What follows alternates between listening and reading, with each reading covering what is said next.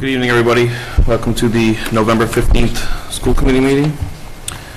First order of business is to approve the minutes from the October 11th meeting. I'd like to make a motion to approve the minutes from the October 11th meeting. A second. Any discussion? All those in favor? Aye. Next, we'll move to the student recognition awards with Major Edwards first.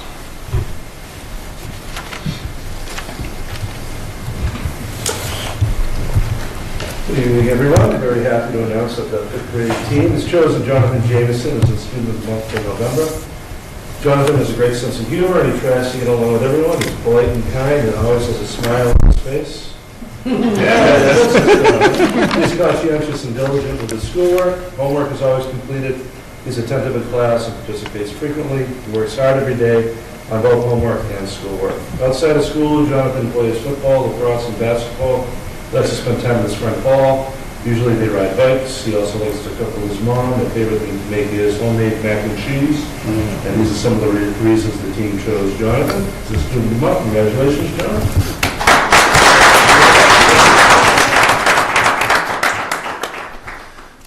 Congratulations, Jonathan.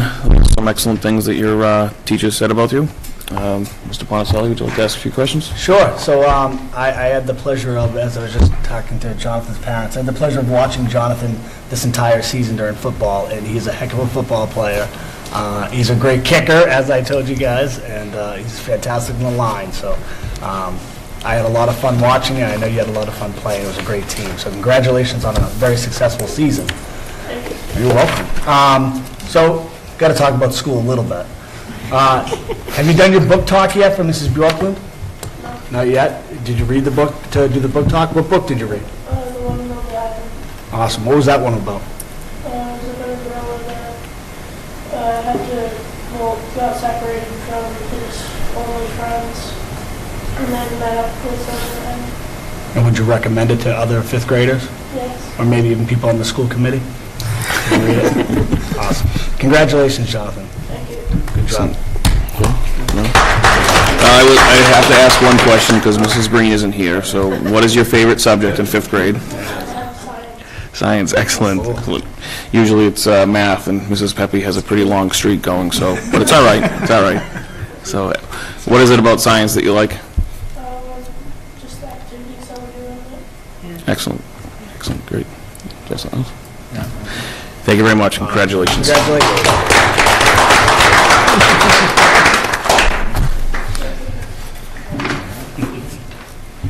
I figured you'd pick that one up.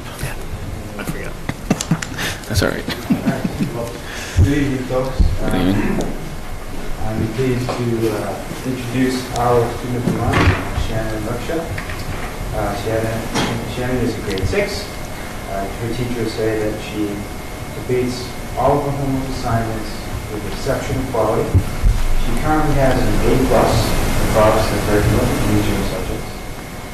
She's determined and motivated to do well in all subjects, demonstrates responsible, respectful, and active participation, always.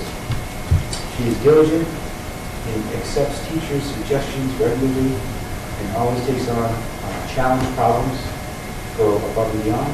She's cooperative, patient, displays leadership during small group work. Shannon also played for the West Gloucester Middle School girls soccer team, and she has recently been appointed a manager of our middle school store.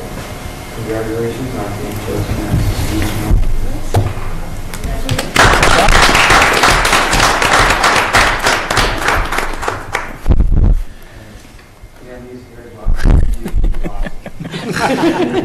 Congratulations, Shannon. Mr. Ponticelli? Yeah, so grade 6. So what was the biggest, I always like to ask this question to students who just came up to the middle school. What was the biggest change that you had to kind of get used to going from Major Edwards up here? Yeah. A little bit more responsibility? Yeah. Yeah. How about homework?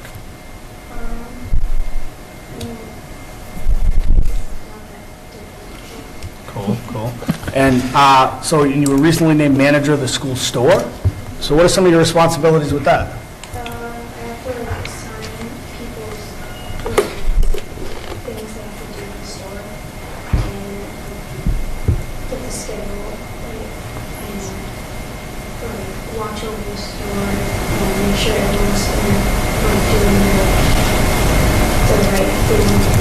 Keep them in line, right?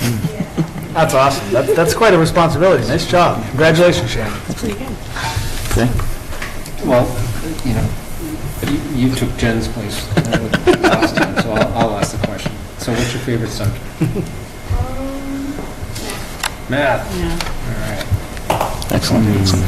I don't really have any questions for Shannon, but I did have the pleasure of coaching her 2 years ago in softball, and she was an excellent athlete, excellent pitcher, and, you know, just a great person to have on a team, so I can understand where all the great things are coming from that your teachers are saying about you, and, you know, having an A-plus average is pretty impressive, so congratulations.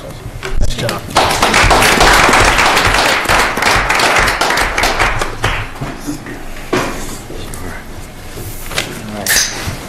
Next, I'm pleased to introduce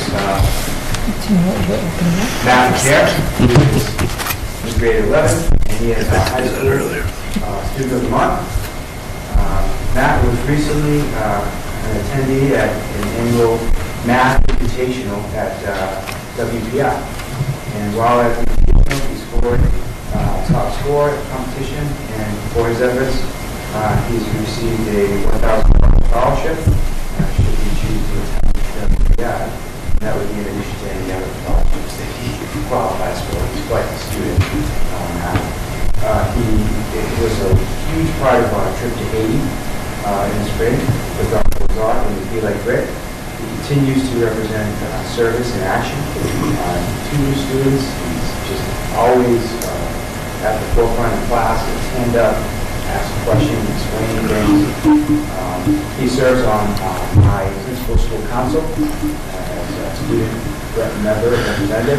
He's a high honor student, active leader in the classroom. It's a wonderful family. His mom's also in the school council. Overall, great kid. And, very well.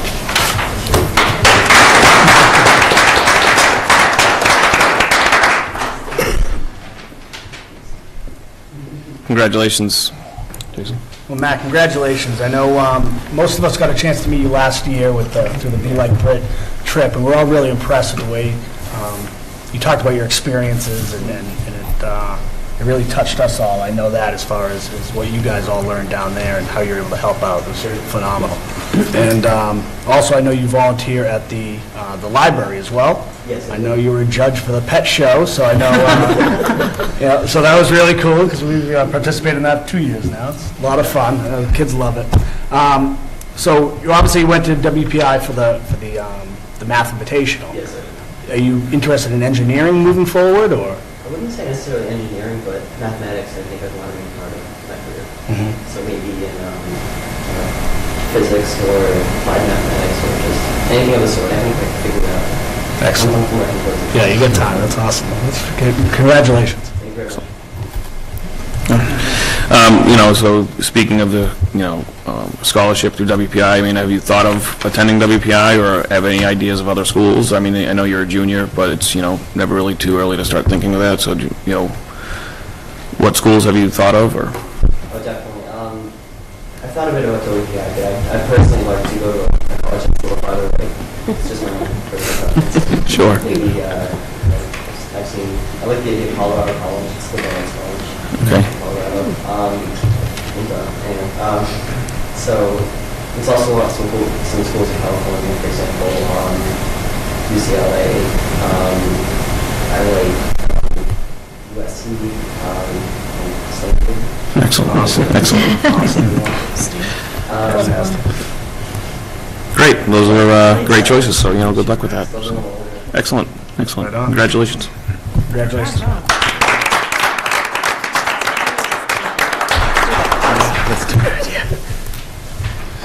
All right.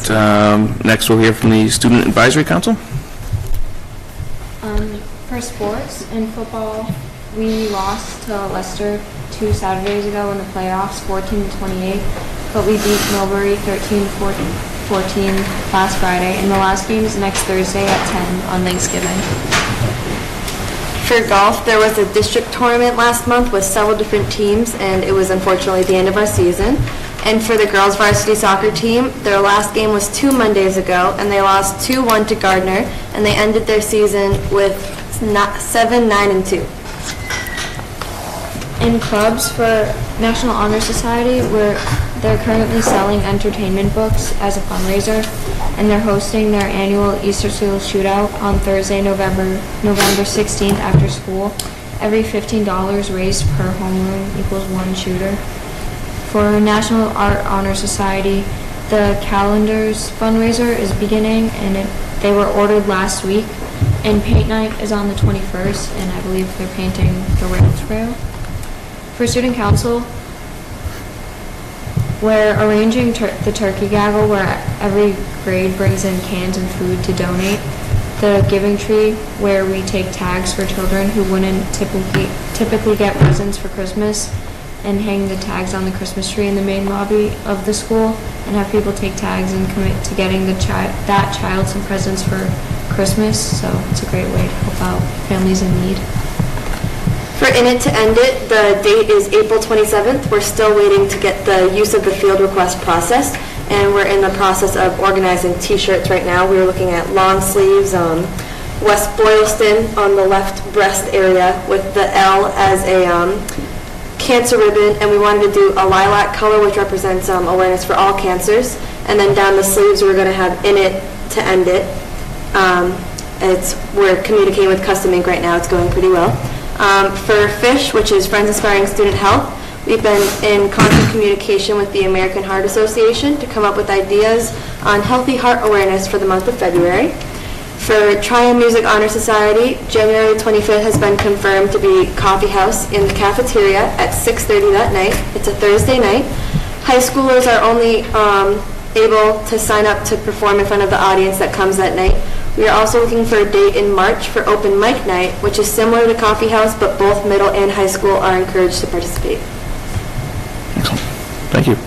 Would you have any other questions? No? Thank you very much. Thank you, ladies.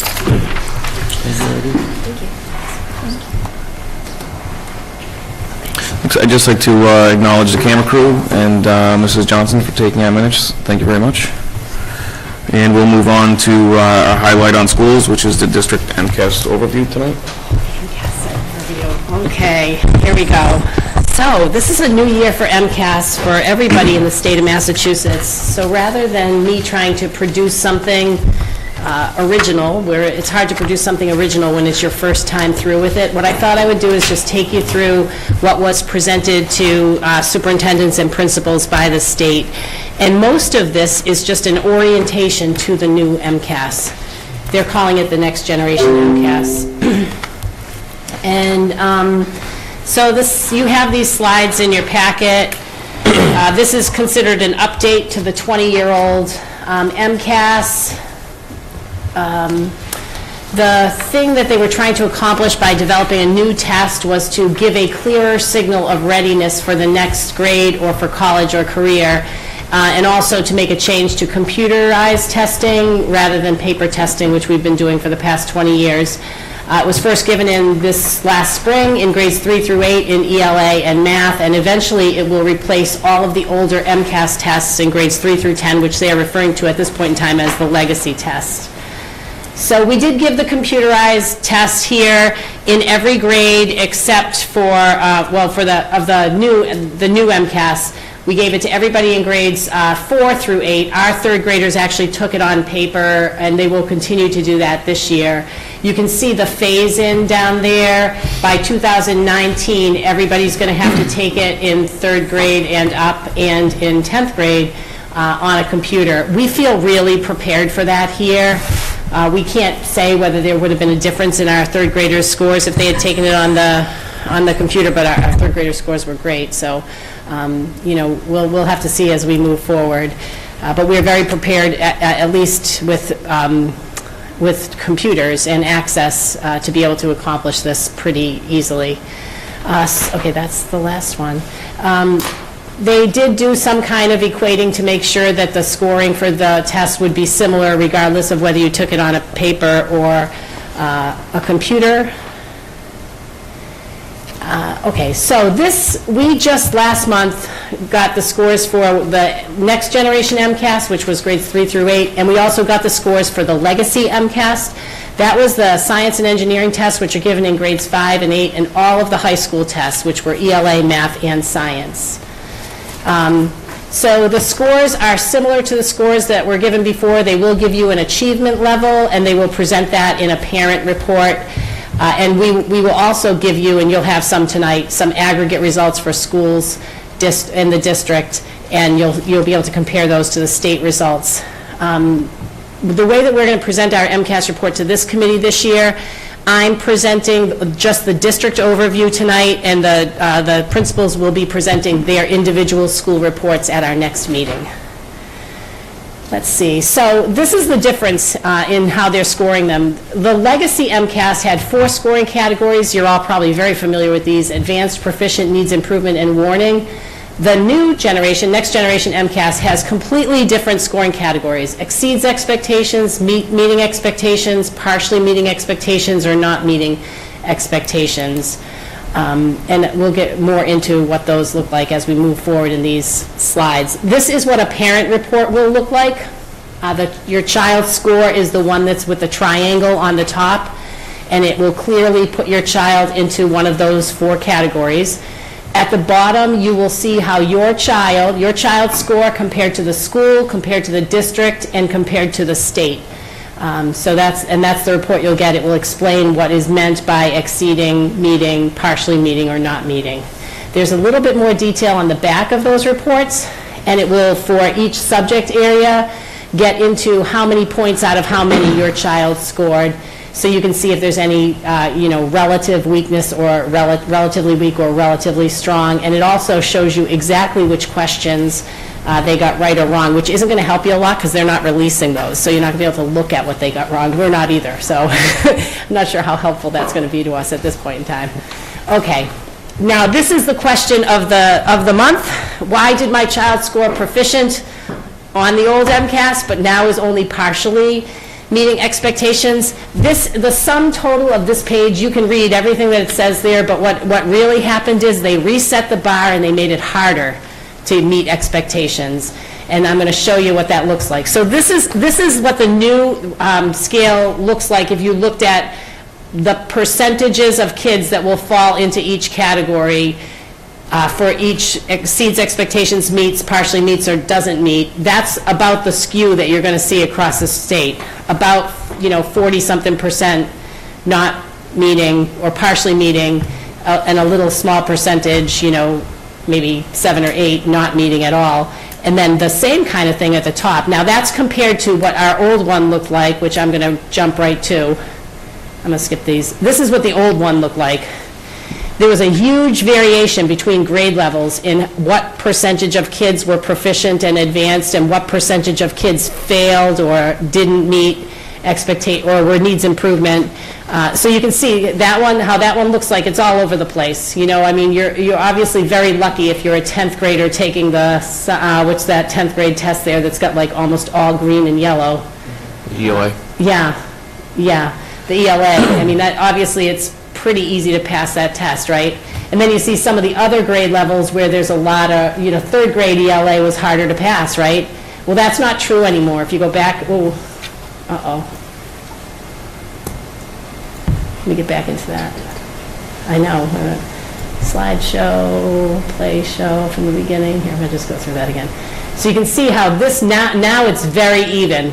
So lots and lots of kids before were passing, fewer pass on this version of the test because it's more rigorous.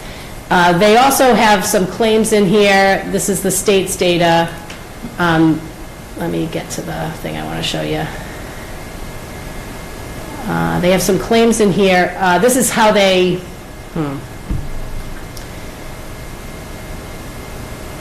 Okay, this is the way the state's framing that change from who used to pass to who doesn't. It doesn't mean that these don't mean that the students learned less. It just means that this next generation of an MCAS is measuring performance in a different way, and it seems like it's a more challenging way. The other thing that is really important for every parent to remember is that 2017 is the baseline year for this test. This particular test has never been given before, so we should draw no comparisons between this test and the last test that were given. They also want to highlight that bullet number 3, that the standards by which these students are judged were developed by Massachusetts educators who met over the summer to do that standard setting that resulted in approximately 50% of the students meeting standard and approximately 50% or either partially meeting or not meeting. Let's see. Let's go to the next one.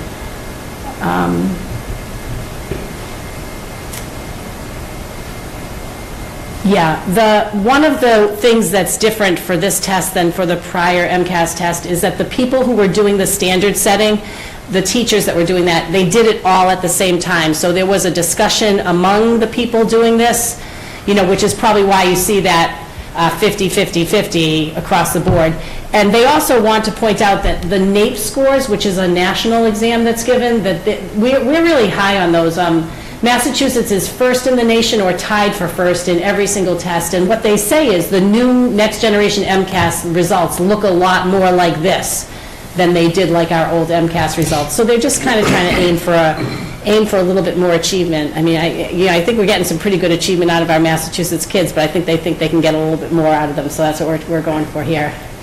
And that was that slide you saw before with the legacy MCAS, which really, it was difficult to be an educator and be working in a system like this because you knew the kids didn't really change that radically from year to year, and if you were one of those teachers in the grade levels where fewer kids were passing, it was a tougher run for you. So, and you can that's all right there. Okay, so as we have been doing since the beginning, this MCAS will be used to identify weaknesses in our curriculum, strengths in our curriculum, and help us to do better work. They also want us to be very considerate as we move forward that there are also, for some students, non-academic barriers to learning, and these are things that we're always working on in this district, and I think in every district in Massachusetts. We want to teach with poverty in mind. We know we have some students who don't come with a lot of support or help, or they have difficulties that make it harder, that make school harder. We have to recognize the fact that not everybody's culture is the same, and we have to develop some cultural competency as educators to be able to work with students and families from many different cultures. We are very cognizant of the time that students lose if they are suspended or disciplined during school, and that's part of what we have to look at. We're always supporting homeless students, and we also know that we have a lot of vulnerable students that we have to take care of. The state has made us very aware of the need to take care of all of these groups in mind. When we had our evaluation a few years ago, some of the things they were looking for in that evaluation were how do we deal with issues like this? What's our approach? Do we have the right personnel on board to help with things? And we were happy that we did.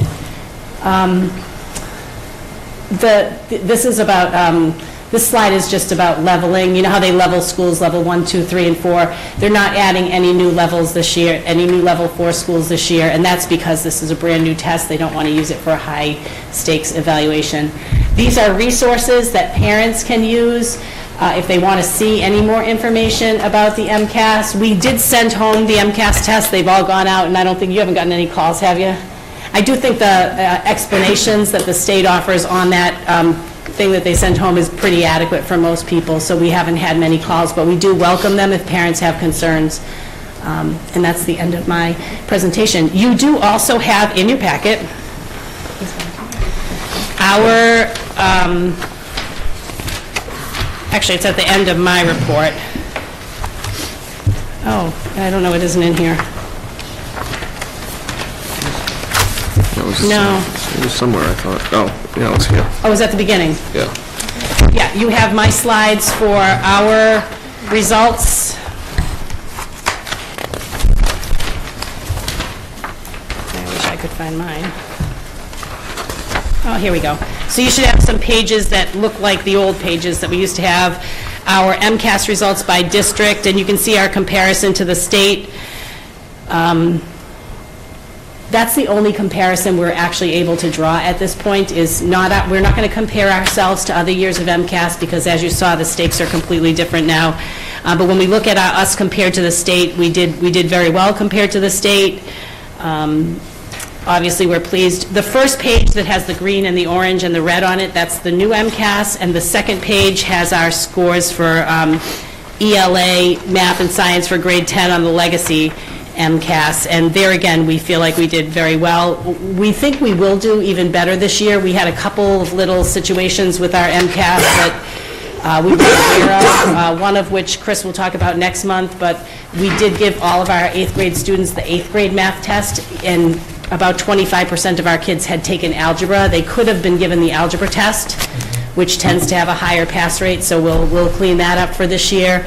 But in general, we had a lot of pockets of really significant good work and work that we're proud of. So we look forward to taking the test again and seeing what happens over time with this one, but we feel like we started on the right foot here. I'm happy to take any questions. Any questions? Sounds like we're all set on questions. We'll probably hold them until next month. We're going to look at the in-depth, I'm going to let principals offer their own in-depth analysis by grade level and their action plan for moving forward with those, seeing they are an initial year of scores. I thought they should really get a chop at that apple. Okay, sounds good. All right, thank you. You're welcome. All right, next, if there's any community input? No?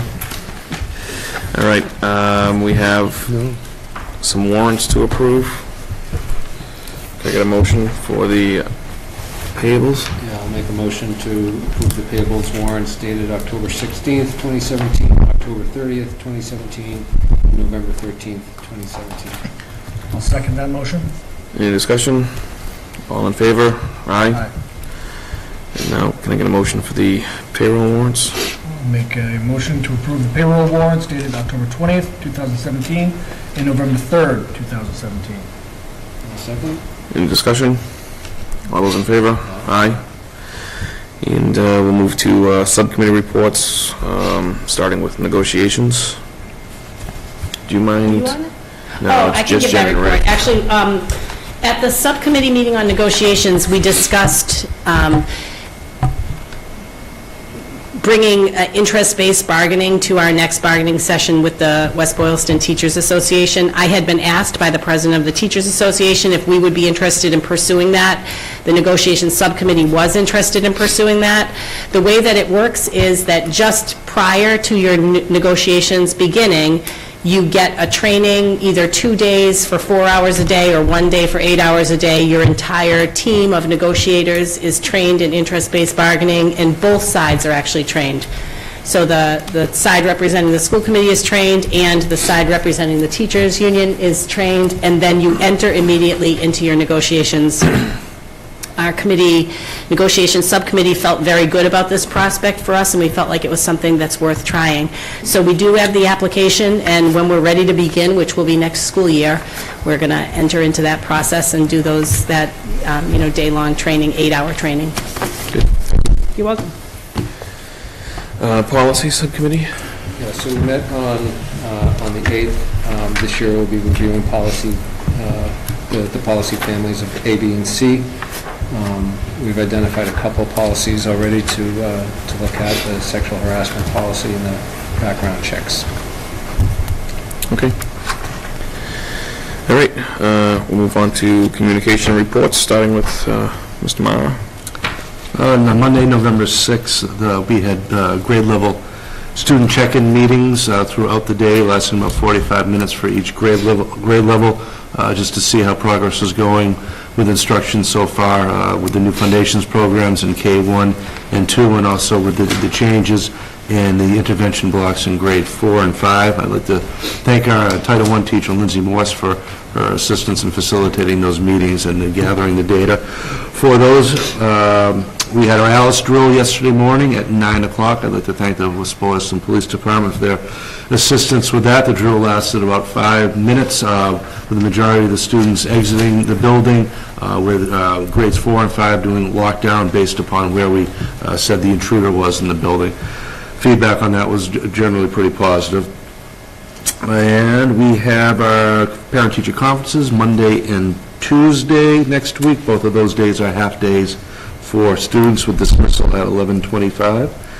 And we also had a preschool open house today. I'd like to thank Mrs. Milton and Ms. Gahan for welcoming parents and preschool students this afternoon at 12:30, and we were very happy to welcome the return of the Halloween parade on Halloween. On an idyllic fall afternoon, it was a rare event where all the feedback was positive, community members, parents, and the kids were really, it was an enjoyable day, problem-free. The kids' costumes were all appropriate, with the exception of maybe one, which was humorous, but he might have crossed the line. But overall, it was an enjoyable half an hour. I think in reflection, we might alter the time a little bit so it doesn't interfere with dismissal across the street. I think the traffic was a little backed up when the kids came across. But again, I'd like to thank the police department for coming over to assisting with traffic.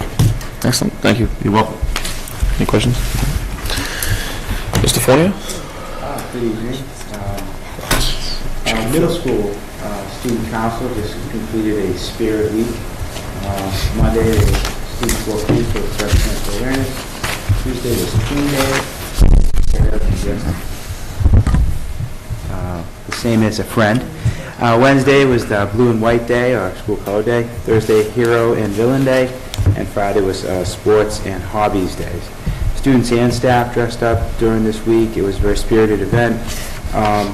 We also had a volunteer dress in a Halloween costume as a fundraiser. So students who chose to dress up donated $1. We raised about $300 for the hurricane relief in Puerto Rico, and it was a very fun Halloween this year. We are wrapping up our Yankee Candle fundraiser, which is helping grades 8 and 9 raise money for their trips to Washington, D.C. and New York. The Yankee Candle sale did just over $10,000 in sales, which was really outstanding. And the magazine, the coupon book, or the Save Around, that's going all the way through the holiday season. And the nice thing about that is, with the coupon book, half the money goes back to that student for every book they sell, and it goes directly towards their trip to New York or Washington. So the kids are really getting into it, which is great, and it's helping out a lot of families. We're very excited about the upcoming second installation of the Athletic Hall of Fame. This year's class, people from as far back as 1944, and the basketball teams in those days, and all the way up until most recently 2007, where one of our student athletes starred in basketball and soccer and is being voted in.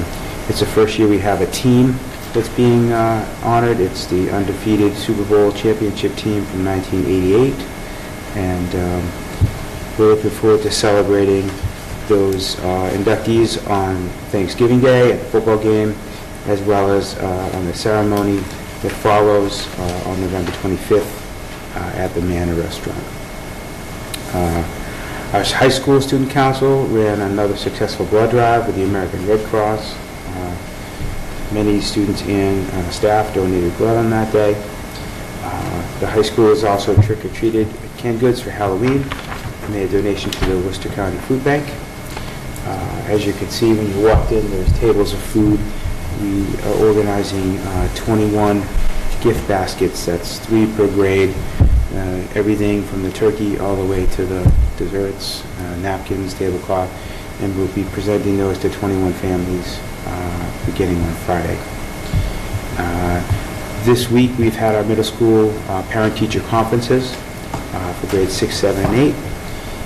We wrap those up tomorrow evening, and as Mr. Maha said, we also had a successful Alice school evacuation drill on Monday, the 13th. That drill lasted about 20 minutes with students evacuating different parts of the campus, and then a reunification with a review of our policies and safety procedures. Very successful, and the teachers were very appreciative of that review. Excellent. Thank you. Thank you. Any other questions? Mrs. Trainer? I do. I actually have in your packet, you should have a memo in regards to the full-day preschool program and tuition proposal. As you know, we piloted a full-day preschool program for this school year.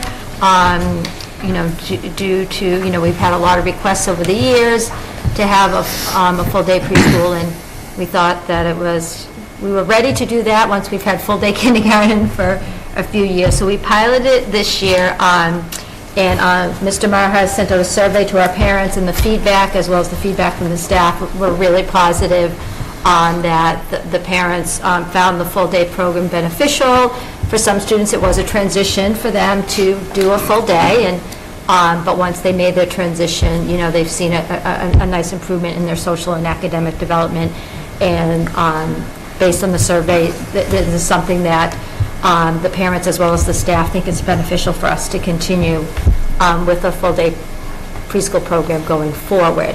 That being said, we piloted this year without a tuition increase, so the students that are going to full-day preschool this year are paying the same amount of money as if you were going to a half-day program.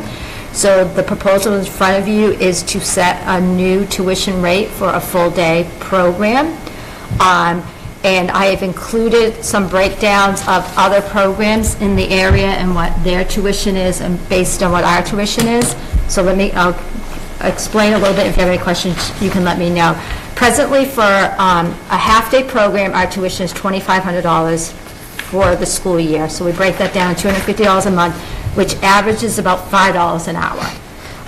If you look at Shrewsbury, for the same amount of hours, they're actually $436 a month, which is $969 an hour, so almost double the price of ours. Wachusett is just a little bit more. It's $270 a month, about $625 an hour.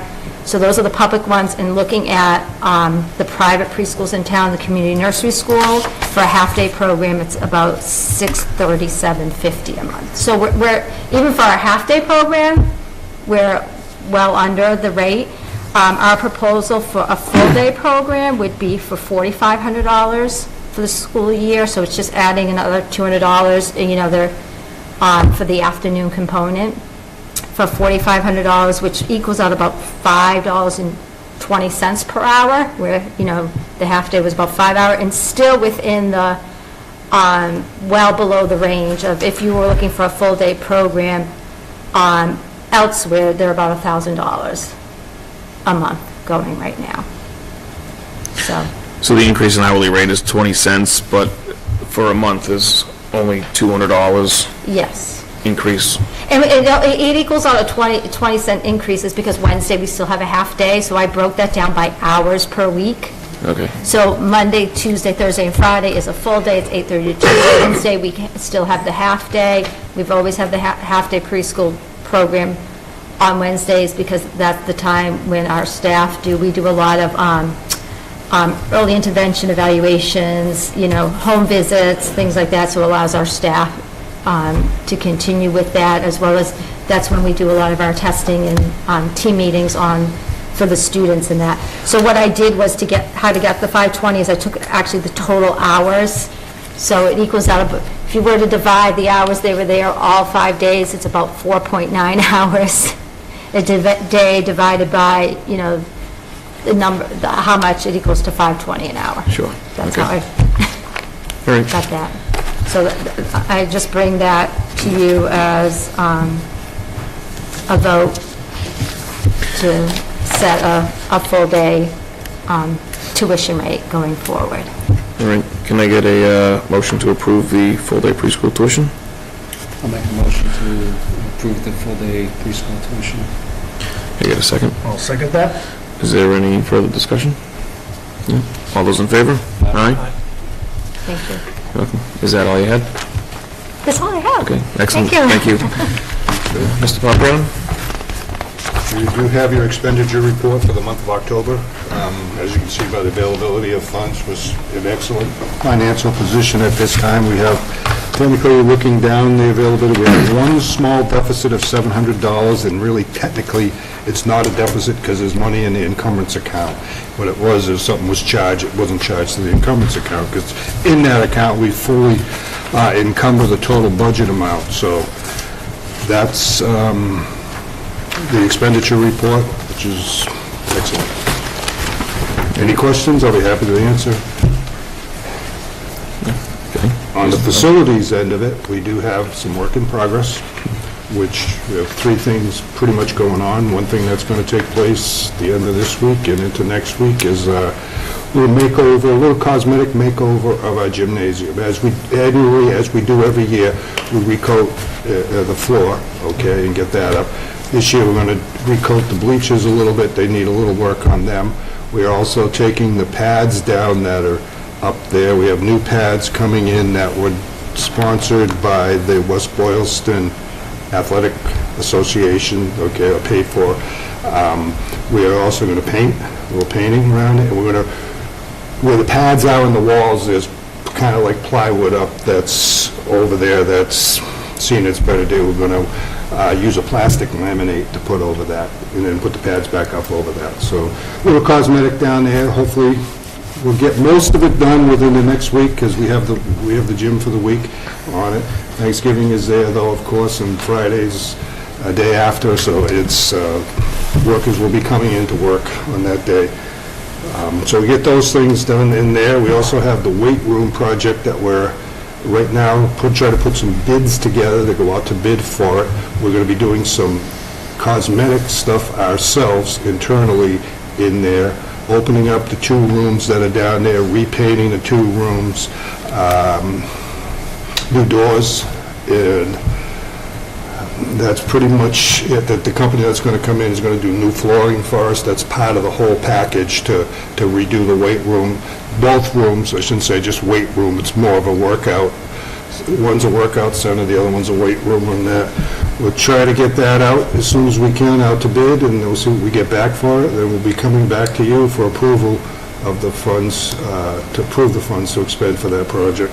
Last one, we get a little, as you recall, we've been renting a couple of trailers that have been sitting out in our parking lot on the far end over there. We're going to try to see if we can put up a permanent shed in the middle where our other shed is, but bigger shed, so that we can eliminate the monthly rental fee for those and put it into something where we can have more storage in there, and it'll be cost effective down the road. We'll end up, the payback, I'll let you know as soon as I have a price on a giant, on a larger shed coming in as to what the payback time is and so forth and so on. Just seems to be a good move, because we're in dire needs of storage around here. As, you know, between the plays and Mrs. Soma and her stage props that she has and what we have for custodial stuff and so forth and so on. So if we can put up more of a permanent shed type. There is a little shed there right now, as you know, we're off the lift, off the drive-up platform docking area in the back. We're a little bit bigger than that, and it would kind of, so we can eliminate those 2 trailers. That's what we have in store for us for work in progress on the facilities.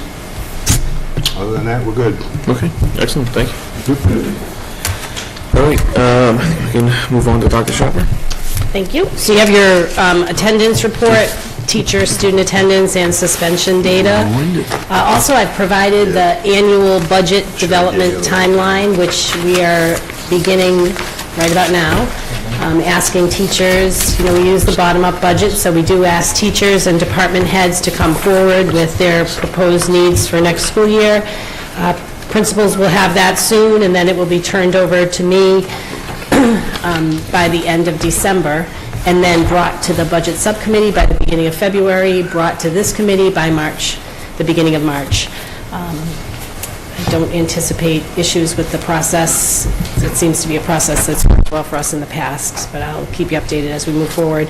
We have formed the curriculum teams for this year. As you can see, we have three teams that are in their Year 1 Study Produce, ELA, Foreign Language and Media Technology. They will do some of their work together and some in separate groups.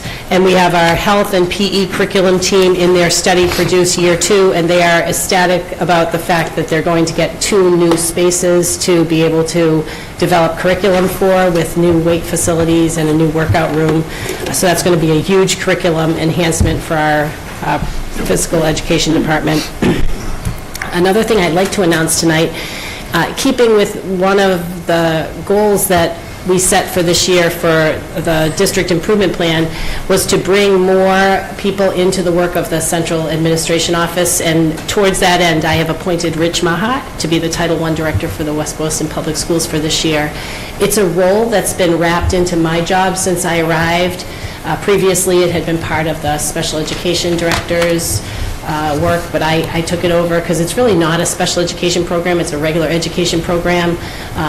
But I feel very confident in turning it over to Rich for this year. As you probably know, all of our Title I programs are held at Major Edwards School, so Rich speaks for them all the time anyways. The additional component that he'll have now is that all of the interface about Title I and federal programs with DESE will come from Rich, and it will be correspondence that he has with DESE rather than me.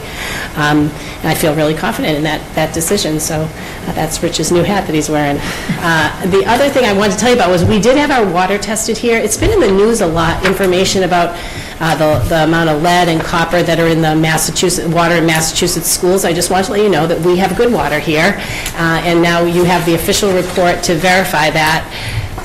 We did have the West Boylston Water Department and the Massachusetts Department of Environmental Protection provided these reports. They took a sample of our water in various places around the school building, including water fountains and water that's used in the cafeteria, and they tested it for lead and copper and found that it is at or below actionable levels. That's a good thing in every case. The other thing you should know about the water is that we have also installed, I don't know whether you've seen them or not, we have the new water fountains that kids can fill their bottle from. So it's like a stand-up thing. In addition to being a bubbler, it also has that feature. It fills it really fast and with nice, cold, clean, filtered water. So refrigerated. All those new bubblers have their own filtration system in it. We have cartridges that we change in them, so that even works double the... Yeah, so we have good water and it's filtered too, so we are very happy about that. We like that that's how things went. That's your report. Excellent. Thank you. Any questions for Dr. Chopper? All right, that brings us to school committee reports. Do you have anything? Nope, it's time. Jay? No, I just wanted to say how, I'm not part of the negotiations subcommittee, but I do have an interest in collective bargaining and all that. And I just want to say, how important it is to the relationship between the school district and the administration, the school committee, and the teachers association, and having conversations about interest-based bargaining, because there's one thing only that makes that work, and that's that trust factor in the relationship. So it's really important as a member of the school committee that we're talking about that. I think that's super important. And I think that's a really good development to be talking about. So. Thanks for that affirmation. It's good, It's super important, and it's a credit to the relationship with the teachers associations. And the committee. You like the committee. Thank you. All right, so I have the superintendent's evaluation to approve. Dr. Chopper received an overall performance rating of proficient with a impact on student learning of high. Comments that were formulated, Dr. Chopper has met or exceeded all of her goals for FY17 school year. The school committee believes that she has done an excellent job retaining high-quality educators. Dr. Chopper has been able to do this by effectively managing the budget to provide these teachers with professional development and other tools they need to engage their students. In regards to the budget, the school committee collectively believes that Dr. Chopper's ability to manage the budget was one of her strongest points this year by only increasing the budget by 0.9% while preserving all of the services previously offered. A contributing factor was the new partnership with Leominster CTEI, which will provide students a vocational option that is cost-effective as well. The overall rating is proficient with a high rating regarding to impact on student learning. However, she is a higher end of proficient, specifically in the professional culture section, where she is somewhere between proficient and exemplary. Can I get a motion to approve the evaluation for Dr. Chopper? Make a motion to approve the evaluation for Dr. Johnson. I'll second. Any further discussion? I just, just for the record here, proficient doesn't seem to say the right thing, so I want to operationally define what proficient means. This is proficient practice is understood to be fully satisfactory. This is the rigorous expected level of performance. So, well, proficient sounds kind of, it's actually a very rigorous level of performance, and I just wanted to note that. Thank you. Anything else to add? All those in favor? Aye. And with that, I will take a motion to adjourn. Make a motion to adjourn. Any discussion? All those in favor? Aye.